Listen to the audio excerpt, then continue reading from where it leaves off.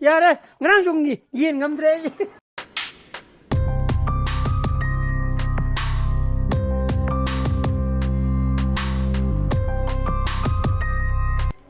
Good morning guys, welcome back to my channel.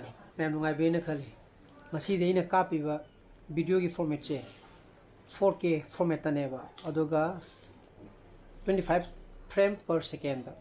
Adona yenge camera justify to gauge agi camera sina. Aduga mu agi editing device agi iPad to mu camera haidi camera haidi subungam ge do haidi camera iPad to powerful oge do yenge ba ko.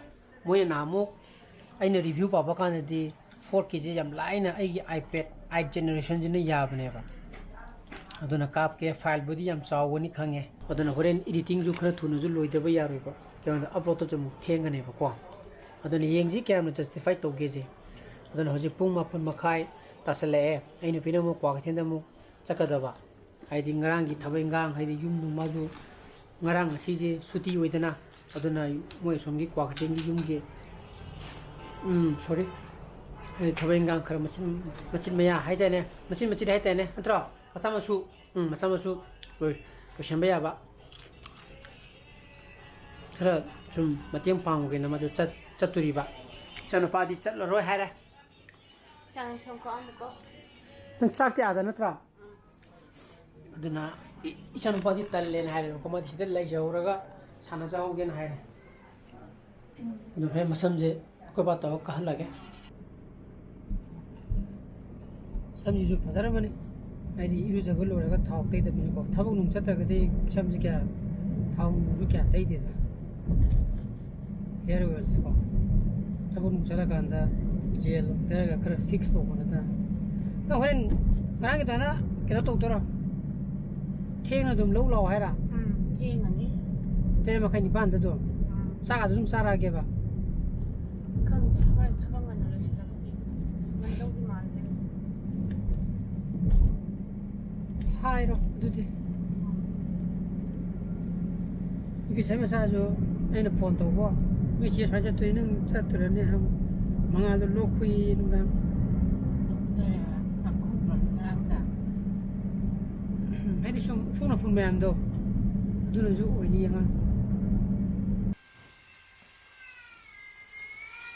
masih di kanam lal to mali da moi thau suba kamu kanam lak to mali masih da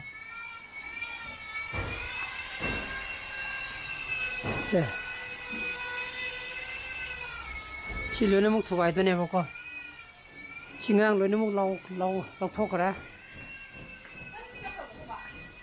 kanam lak ding si thau suba mi ge sak sara ga la ka do ni oi mo he ngarang junga da la mi ju di adu ni moi adu sak sara la ini oh kai le he na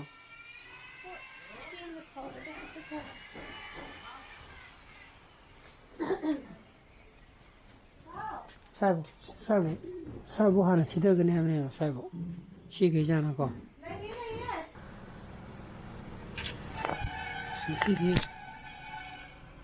और पंजे मी चिल्ले रे में की उधर ले पे दुने सीगे ओल पंजी बुदी नते बको तो बो ओल पम मदा नहांगी नो हफ्ता मु की वरी ने निपी मा एकी वादा लाया बको माजे थाव फुल हाले फुल हम बकान दे लुपा के न की हांग रे चटुक मया की को लिटर मदा 100 ने पीरी से 99 point something 100 ने पारा जे माई लुपा चटुक मु हांग रे ई खनी खली को मागी टिंकी जी की वागी टिंकी जी वो थाव की टिंग से लिटर मंगा को मदी की हेन चंदे माई लिटर तरु हांग जी ने खले बई जे बस जो मुझे दा जो थाव तो कोई रमिना हाई अने खंगम दबा याने जे खलगा जे दुम चले को अदो युम यो गा जे मसी मदि पोत निंजा का ने मु ने त फाय का नि त मंगा दे ये ना मागी ऑयल की टैंक से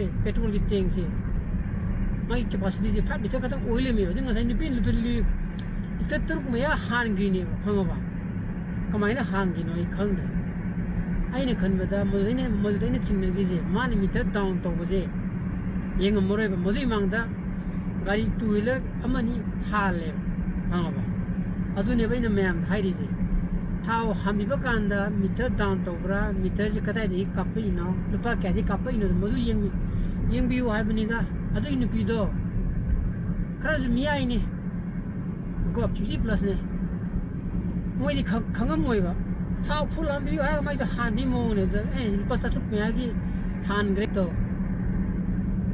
boraba sana ko badana mayam section view oil pump je khara makai ai mama block to zum hai bane adum khara dum to yo bani section view ha happy one da si ai experience ni ko mayam ne share to dije sara mani ne po mani ne ha dia ai du urum cha je cho adu ni sa urum da cha je na ra ai ko ma thang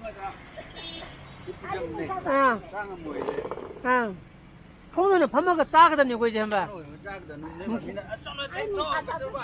근데 아직 놈을 넣어오더라. 춤뭐 다 파면 봐.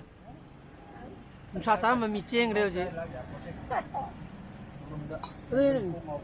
사갈라더니 아고 보고 사갈래. 꼭다 가가 예부지부터. 그다음에 거기디 마시 아육 긴장. 한강 통해. 거 쟤는 바디 뭉쳐다 사지 좋아야 되는데 그 마디 구름도 하면 저 신의 바디 배 자우지는 까라브라 가지 그 마기 아까 뭐 하우디어 좀 아까 뭐 하우에 좀 아까 뭐 좀 잘래 하고이디 싸그라 싸기 림다음니 이잉기 어디다음니 하우지 푸 아미니 따테 아미니 군 착래 보고 ai nupi ko re phone da amta lawan ada pe mosana mathanda to budo yadre siling ma thaga da orama le sumi sangoi do dum tom ni ji lawan da nai chalo ge sana point si da hoksi to le ra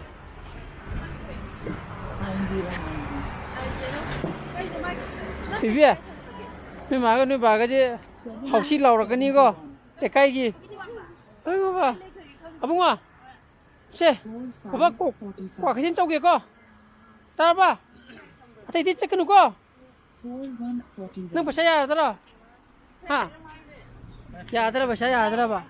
왜네 와라그네 밤사지 놓고. 흥아 봐. 바이바이. 또 미 파워 야오링.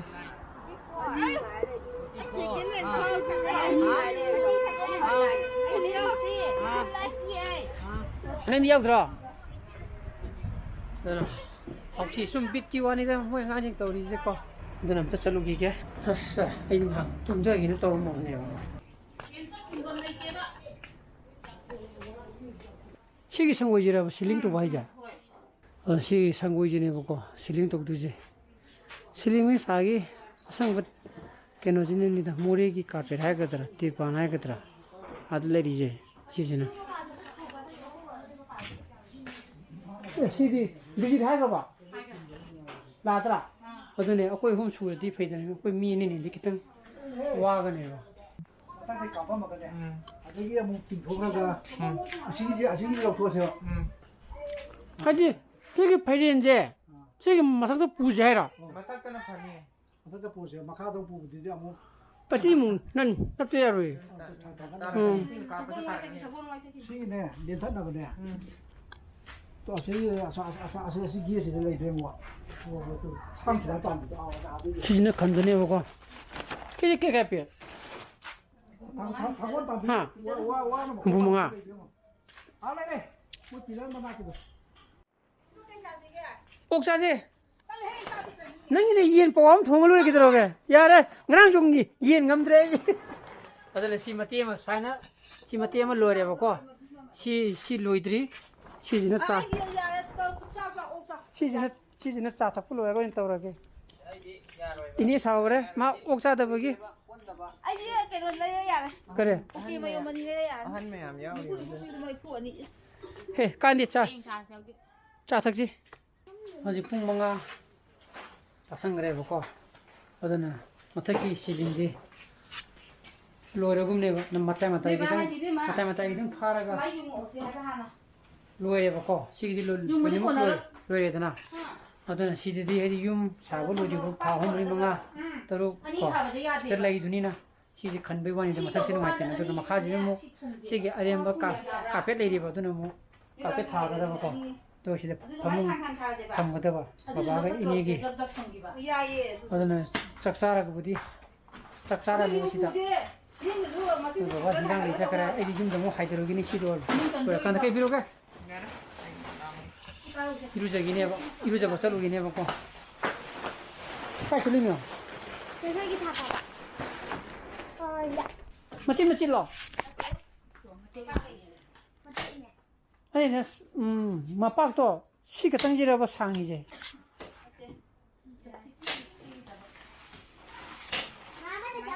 Lima.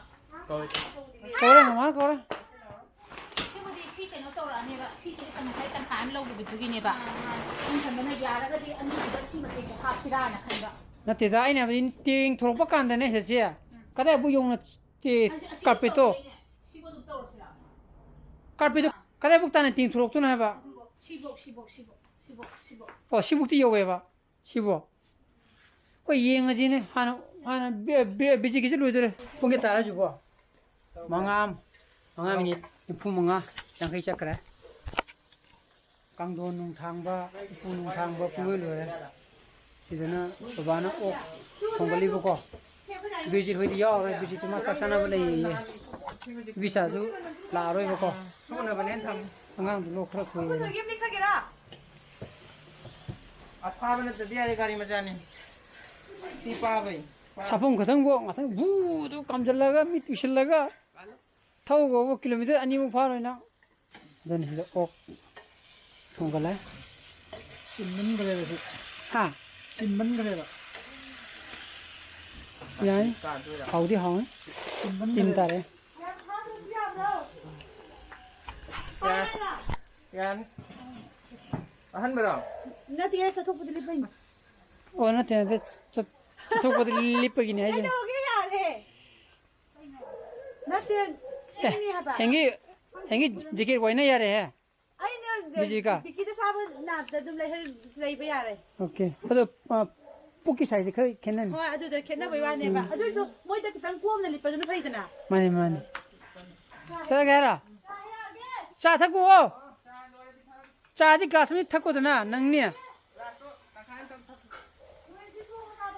amo gulana mu thagilo ni asa adu mu thuningi ne na edi samana sa mu cha ni khangdamin iPad ka jum to poroktre bako adar editing je horen mi jo ko ina to kota ni adegi mu 4K ta ka pani na horen editing ju dum puini adegi upload to ko ju dum puini ba khamra file chaw pani na ado isana pa di logo Apa tu ni?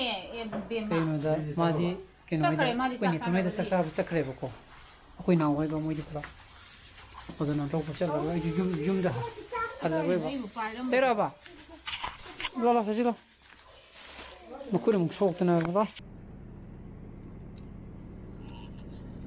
hoji pung apan tagre bako ibani waktin gi yum da hale ye chak chare injang haure ado thabak tawya ba khara tokslamme ado isana ba ju hala matra khangde ado ai je hoji yum yoro ga je ngasi je kai nu gi 4K da ai di video do kapu buno ju khale ba ken hoji pung apan ta ga thabu wazu ware hedi ting phangini renje to bu matam yam sangini ba ko adana gari makai ngan thagana ba idum honarage mayam adu nei ngasi gi blog di matai introduction jarage i blog pa me thogadi like to biramo share to bio no views oi video subscribe to biramo kon nuksana bsele bio so please be safe and be healthy bye bye Bye-bye. Mayam happy new year. happy new year bye bye good night choo